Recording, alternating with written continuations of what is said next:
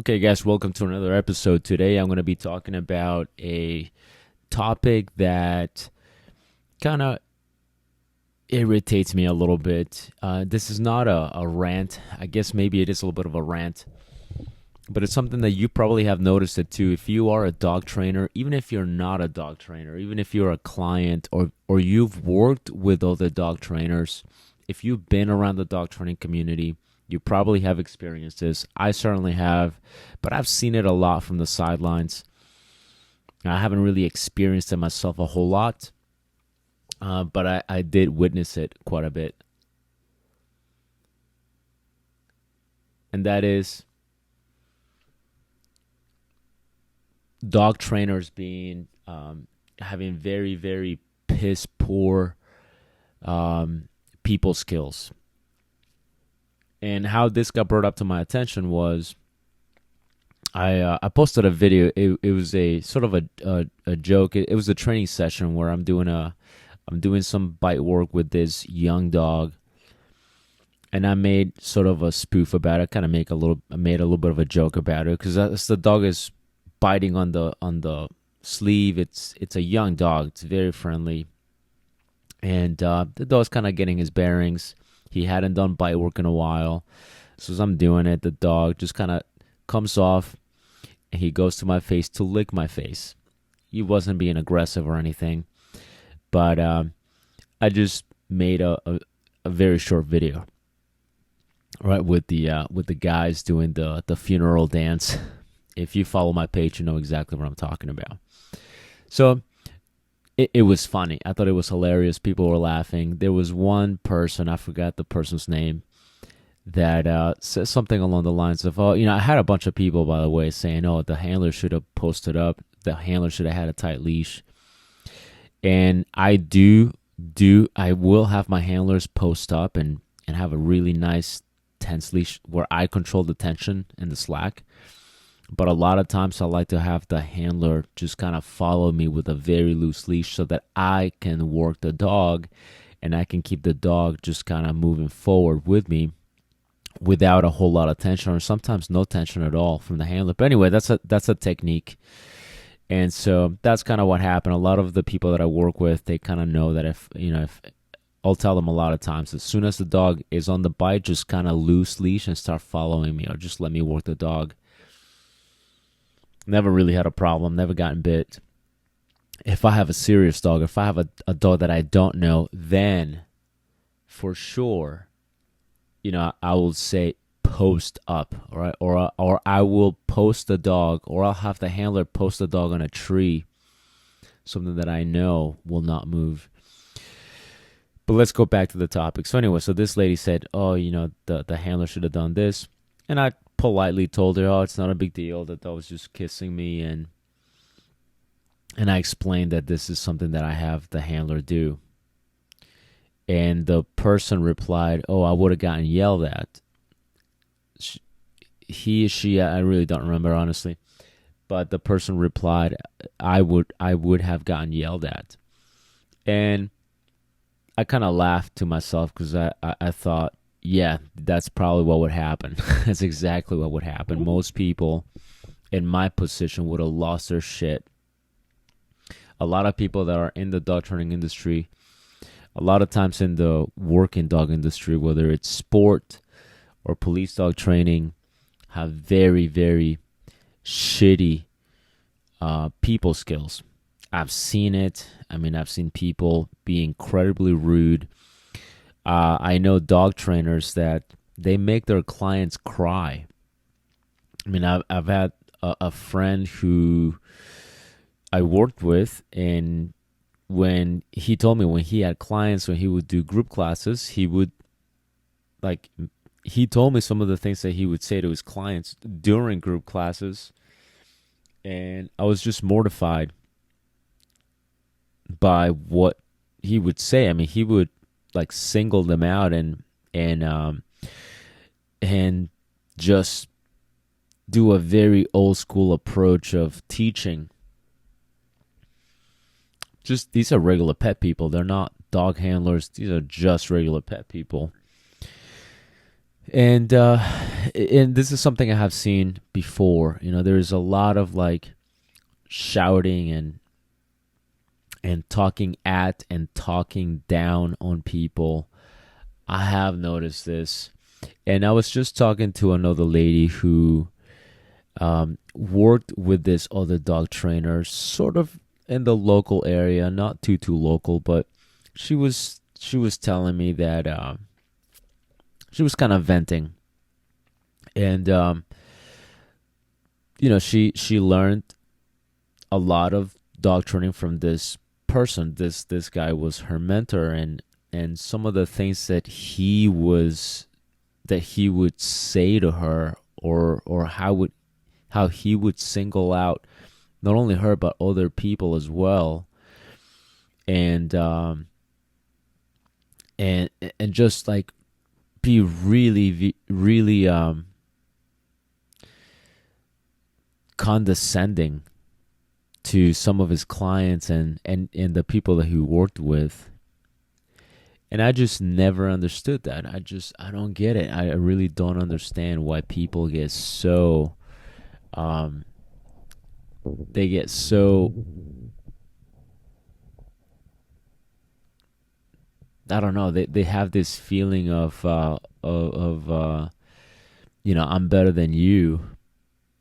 And I've seen this a bunch. I've seen it with pet dog trainers. I've seen it a lot with working dog trainers. God, with working dog trainers is even worse. Like really, really bad. Granted, I've never claimed to be perfect.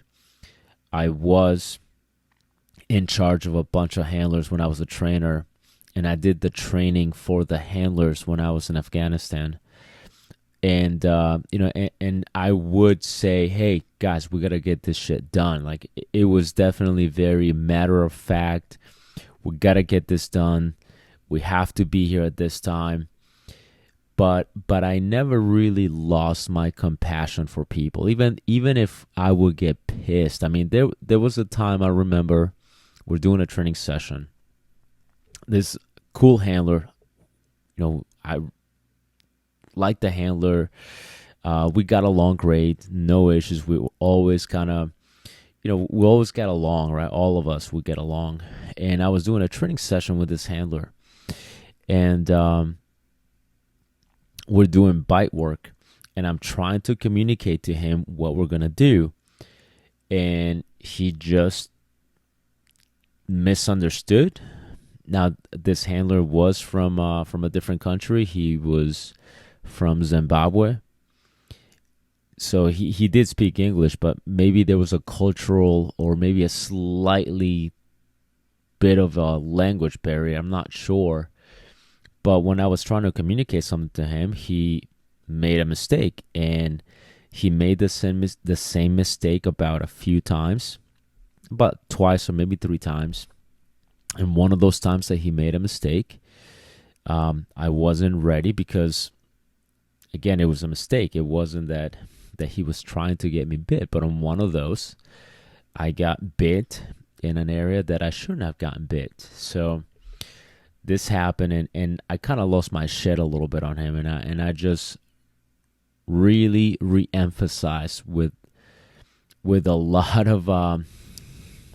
of emphasis, very very emphatically, and very matter of fact, very no nonsense. Like, I didn't yell at him, but I really very stern just told him basically to pull his head out of his ass. And after that, he was fine. Now, some people would advocate the use of that tactic, and they would say, well, see, Will, you did that, and the guy got his shit together. So personally, I don't think so. I mean, obviously in that particular instance, yes, it did help. And in some instances, yes, it does help. And sometimes you have to just get very stern. I absolutely agree. But there really is never any need to be condescending and demeaning and disrespectful. I think if we are in this profession, we have to remember why we are doing this. We're not We're not doing this to change the world. We are providing a service, not to the dog. Okay, yeah, we get in it because we like the dog, but ultimately you are providing a service. And that service is provided to a person. So you have to always remember that. You have to always remember that you are working with people. And people get their feelings hurt. And people also deserve dignity and respect. It doesn't matter how great you are, you will never be too important to treat somebody like shit. That should never ever be that should never ever be a thing. But obviously it happens, right? I'm not here to tell you how to be as a person. I'm just here to kind of remind you something that came up. I just could not believe, as this lady was telling us, that she was venting, and she wasn't talking shit. Honestly, she was just frustrated, and she's kind of, basically offloading it. Right? She's like, I can't believe he did this and he said this. I couldn't believe that. And I thought, wow, I can't believe he would say that. I can't believe he would say those things. I can't believe he would make you feel that way. I can't believe he would be so downright disrespectful. But then I thought, wait a minute, he's not the only one. I thought to myself, there are a lot of people like him, and I've witnessed that before. I've seen people treat other people like that. I've been talked to very sternly, but I've never been disrespected the way I have seen some people disrespect other people. Now, you could get really philosophical and go, and you could say, well, people who are treated like that, they ask for it, they attract it, and that's what happens. And I agree. I do. I agree. I agree people treat you the way you tell them to treat you. This is kind of getting away a little bit from the original topic. But yes, I firmly believe you are treated the way you deserve to be treated. The way you tell people to treat you, that's how people will treat you. Like when people say, "Oh, but he's a nice person. I can't believe, people treat him like that. He's such a nice guy." You could be a nice guy. It doesn't matter how nice you are. If you have a if you vibrate at a frequency which attracts people like that, and makes it so that people feel comfortable treating you like that, that's where you're putting out. I believe that. I firmly believe that. Okay, you set the boundaries. People treat you the way you allow them to treat you. That's how it works. Now, it doesn't justify, right? Like, people should not be treating you like shit. They shouldn't. That's on them. That's on them. That's not putting the blame on you. They should not treat you like that. But you should also, it doesn't matter if you're a client. It doesn't matter if you are an employee, a mentee, student, intern, whatever. You should never allow people to treat you like that, to mistreat you, and to be condescending towards you. You should always put that boundary. And it's the same with clients. Some clients do the same thing too. I've heard of clients being disrespectful to their trainers, being disrespectful to the service providers. So you have to realize that too. It kind of goes both ways. But ultimately, I just wanted to talk about that a little bit and give you my perspective on it. I know if you've been in the dog training industry, you have seen it. You might have experienced it. And hell, maybe you need to address that yourself, because maybe you're the one who's doing it. But that's pretty much it for today. Make sure you check out my 4th book. The 4th book is finally out. It's Selecting the Right Dog Trainer. And I wrote it not for dog trainers. I wrote it for the consumer. I have heard over the years, I've heard lots of horror stories, like people just neglecting, and from people I know. Okay, I know people. I've known them. I've talked to them. I've been in their presence. That are incredibly unethical human beings who have, and maybe still do, get paid to quote-unquote train or quote-unquote take care of other people's dogs. And they're very unethical about it. They're downright abusive about it. And they're very negligent about it. Okay, I've known people that are like that. And I've heard the things that they have done to their clients' dogs. And even people that I don't necessarily know directly, but the things that I've heard and the stories and the posts and the news of dog trainers or animal trainers who have been very neglectful and who have taken advantage of their clients' trust. The stories are so overwhelming that I just wanted. I remember one day I'm so freaking pissed that this happens and people don't even know about it. So I decided to start writing.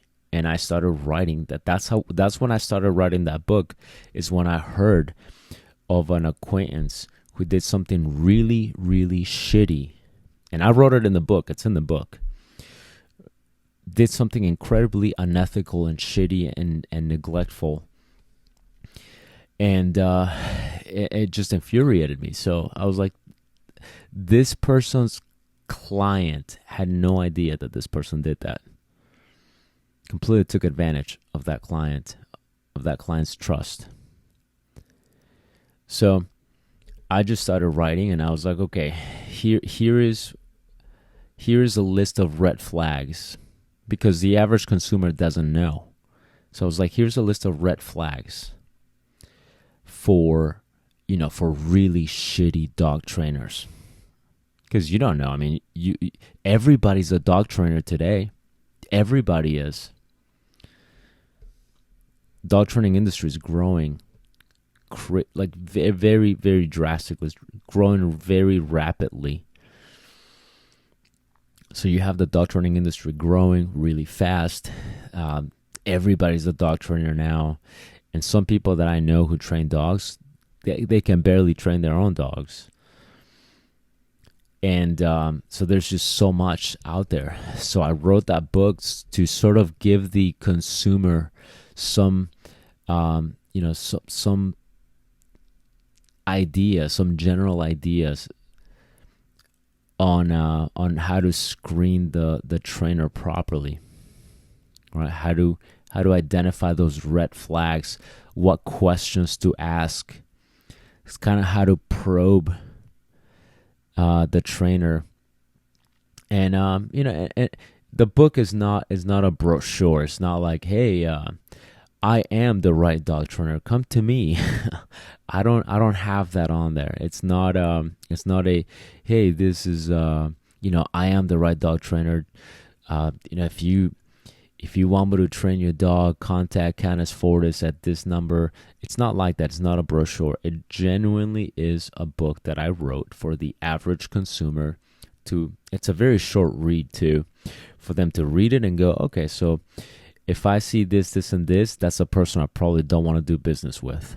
If I see this, this, and this, that probably means this is a person, a trainer that I want to do business with. That's why I wrote that. And it is for the consumer. It's not for the average dog trainer. Now, if you're a dog trainer and you read that book and you look at it, and maybe that book can help you steer you in the right direction. I'm also going to do an audiobook on that. I don't have the physical copy myself yet, but as soon as I get it, I'm going to start working on that. I have audiobooks for all of my previous other books. The 3 other books that I wrote, I have audiobooks on those on YouTube, so they're free. And this book is going to be no different. I'm going to make an audiobook, an audio version of that, and it is going to be on YouTube. It is going to be free. And if you want to support me and you want to buy the book, I definitely would welcome and thank you for that. And if you could support me and like and subscribe to the YouTube channel, that definitely helps me out too. So anyway, check it out. It's called Selecting the Right Dog Trainer. So that's pretty much it, and I'll see you guys on the next episode.